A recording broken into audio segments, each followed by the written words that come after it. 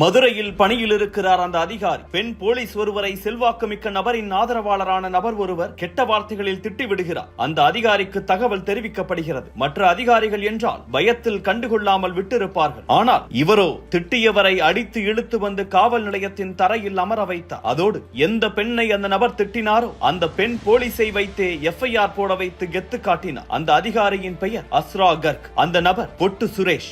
October 23, 1980 ஆண்டு பஞ்சாப் மாநிலம் பட்டியாலாவில் பிறந்த அஸ்ரா கர்க் தாப்பர் பல்கலைக்கழகத்தில் மின்னணு பொறியியல் துறையில் பட்டம் பெற்றவர். காவல்துறையில் இணைந்து பணியாற்ற விரும்பிய அஸ்ரா கர்க் அதற்கான போட்டித் தேர்வில் வெற்றி பெற்றார். 2004 ஆண்டு பேட்சின் தமிழ்நாடு கேடர் IPS ஆன அஸ்ரா கர்க்கின் காவல் பணி வேலூர் மாவட்டத்தில் தொடங்கியது. வேலூர் மாவட்டம் திருப்பத்தூரின் உதவி காவல் கண்காணிப்பாளராக தனது ஆட்டத்தை தொடங்கினார் அஸ்ரா கர்க். அப்போது பல ரவுடிகளுக்கு தெரியாது இவர்தான் நம் சாம்ராஜ்யத்தை மாற்றி எழுத போகும் ஹானஸ்ட் ராஜ் என்று. தொடர்ந்து 2008 ஆண்டு திருநெல்வேலி மாவட்டத்தின் ஊரக பகுதிகளின் SP-யாக பணியமர்த்தப்பட்டார் அஸ்ரா கர்க். அந்த சமயத்தில் திருநெல்வேலியில் கந்துவட்டி பிரச்சனைகள் தலைதூக்க அவற்றை ஒழிக்கும் நடவடிக்கைகளில் இறங்கினார் இவர். அதற்காக கந்துவட்டிக்காரர்களையும் கடன்காரர்களை மிரட்டி பணம் வசூலித்த ரவுடிகளையும் பிடிக்க சிறப்பு படை ஒன்றை உருவாக்கினார். மற்றொரு பக்கம் பாதிக்கப்பட்டவர்களை சந்தித்து புகார் அளிக்க வைத்தார். அஸ்ரா கர்க்கின் அதிரடி நடவடிக்கைகளால் மொத்த நெல்லையும் கதிகலங்கி போனது. கந்துவட்டி என பேச்செடுக்கவே பலரும் பயந்தனர். இந்த நிலையில் 2010 ஆண்டு மதுரை மாவட்ட காவல் கண்காணிப்பாளராக அவருக்கு பணியிட மாற்றம் கொடுக்கப்பட்டது. அந்த நேரத்தில் தான் உத்தபுரம் கோயிலுக்குள் தலித் சமூக மக்கள் நுழைவதில் சிக்கல் ஏற்பட்டது. அங்கிருந்த தீண்டாமை சுவர் இடிக்கப்பட்டாலும் கூட தலித் மக்களால் கோயிலில் வழிபாடு நடத்த முடியாத சூழல் நிலவி வந்தது. நீதிமன்ற உத்தரவால் அதனை உறுதி செய்ய வேண்டிய பொறுப்பு அஸ்ரா கர்க்கிடம் வந்து சேர்ந்தது. சாதிய பிரச்சனைகளை மிக நுட்பமாக அணுகும் அஸ்ரா கர்க் இந்த சிக்கலையும் எந்த அசம்பாவிதமும் இன்றி முடிக்க எண்ணினார். இருதரப்பு மக்களையும் சந்தித்து மீண்டும் மீண்டும் மீண்டும் பேச்சுவார்த்தை நடத்தி அனைவரது ஒத்துழைப்போடு உத்தபுரம் கோயிலுக்குள் தலித் சமூக மக்கள் நுழைய வழியை ஏற்படுத்தினார் அஸ்ரா கர்க். ஆனாலும் இச்சம்பவத்துக்கு பின்னர் மீண்டும் தலித் மக்கள் அந்த கோயிலுக்குள் நுழைவதில் சிக்கல் ஏற்பட்டது தனிக்கதை. தமிழ்நாடு சட்டமன்றத்துக்கு 2011 சட்டமன்ற தேர்தல் வர அஸ்ரா கர்க்கின் லத்திக்கு வேலை வந்தது. பல பார்முலாக்களால் மதுரை என்றாலே தேர்தல் ஆணையம் லேசாக பயந்த நாட்கள் அது. தேர்தலை எந்த சிக்கலும் இல்லாமல் சரியாக நடத்தி கொடுக்கும் பொறுப்பு அஸ்ரா கர்க்கின் கைகளில் வந்து சேர்ந்தது. அதிரடி ரோந்து 24 மணி நேர கண்காணிப்பு என பணப்பட்டுவாடா நடக்கவே விடாமல் தடுத்தார் அஸ்ரா கர்க். ஏதாவது தடை ஏற்படுத்தலாமா என யாரும் எண்ண கூட முடியாத அளவுக்கு கரார் காட்டினார் கர்க். மொத்த தேர்தலும் அமைதியாக நடந்து முடிந்தது. வாக்குக்கு பணம் கொடுப்பவர்கள் மீது கடுமையான நடவடிக்கைகள் எடுத்தார். தேர்தல் காலகட்டத்தில் மதுரை மாவட்டத்தில் அவர் மேற்கொண்ட பணிக்காக தேர்தல் ஆணையத்தின் நன்மதிப்பையும் பெற்றார் அஸ்ரா.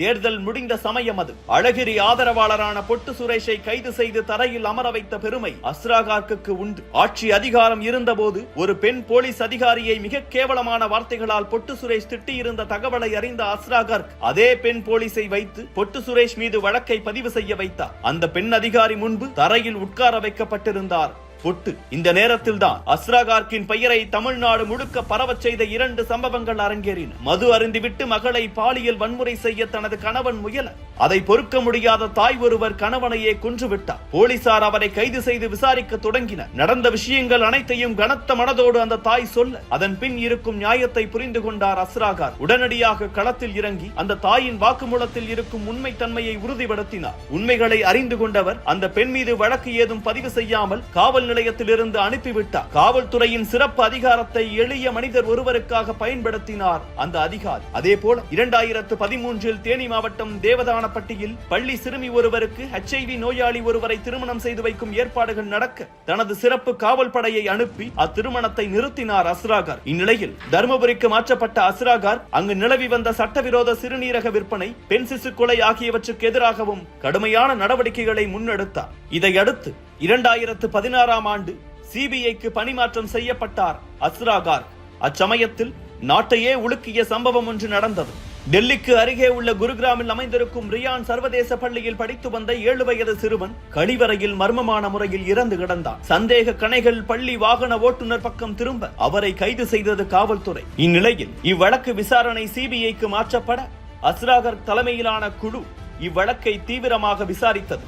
விசாரணையில் உண்மையான குற்றவாளியை கூண்டிலேற்றி நிரபராதியான ஓட்டுநரை விடுவிக்க செய்தது அஸ்ரா கர்க் தலைமையிலான குழு. தொடர்ந்து 2018 புதுடெல்லி போலீசில் மாநில DIG-யாக பணியிட மாற்றம் செய்யப்பட்டார் அஸ்ரா கர்க். 2019 அவர் விசாரித்து வந்த மோசடி வழக்கு ஒன்றில் ஹைதராபாத்தின் சோமா நிறுவன துணைத் தலைவர் ராமச்சந்திர ராவ் பக்கம் ஆதாரங்கள் திரும்ப அந்நபரோ அஸ்ராவுக்கு 2 கோடி ரூபாய் லஞ்சம் கொடுப்பதாக பேரம் பேசினார். உடனே ராமச்சந்திர ராவ் மீது வழக்கு பதிவு செய்து கைது செய்தார் அஸ்ரா கார்க். இப்படி சமரசமே இல்லாமல் சட்டம் ஒழுங்கை நிலைநாட்டி சமூக ஒற்றுமையை காப்பதில் முக்கிய பங்கு வகித்த அஸ்ரா கார்க் கடந்த 2022 தென்மண்டல ஐஜியாக பணியமர்த்தப்பட்டார். 10 மாவட்டங்கள் கொண்ட தென்மண்டலத்தில் குறிப்பாக மதுரை, தேனி, திண்டுக்கல் மாவட்டங்களைச் சேர்ந்த சிலர் ஆந்திராவில் கஞ்சா பயிரிட்டு அதை மதுரைக்கு கொண்டு வந்து இங்கிருந்து பல ஊர்களுக்கும் டன் கணக்கில் கொண்டு சென்று கொண்டிருந்தனர். மாவட்ட காவல்துறையினரை எச்சரித்து கஞ்சா வியாபாரிகளை பிடிக்க உத்தரவிட்டார் அஸ்ரா கார்க். அவர்களின் டேட்டாக்கள் சேகரிக்கப்பட்டன. இனி இதில் ஈடுபட மாட்டேன் என பல கஞ்சா வியாபாரிகளிடம் உறுதிமொழி பத்திரம் எழுதி வாங்கப்பட்டது. அதையும் மீறி தொழிலில் ஈடுபட்டவர்களை கைது செய்தது மட்டுமின்றி சிறப்பு சட்டத்தின் மூலம் அவர்களின் சொத்துகள், வங்கி முதலீடுகள் அனைத்தும் முடக்கப்பட்டன. அப்போது அஸ்ரா கார்க் தன்னுடைய சகாக்களுக்கு வாக்கியில் கொடுத்த உத்தரவுகள் மக்கள் மத்தியில் பாராட்டுகளை குவித்தன.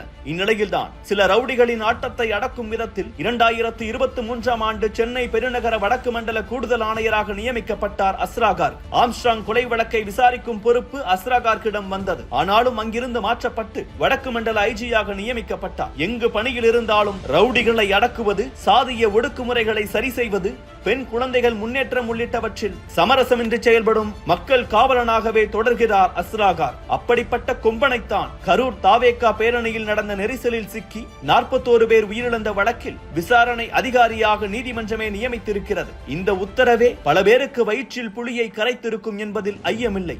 ஏனெனில் அஸ்ரா கார்க்கின் வரலாறு அப்படி.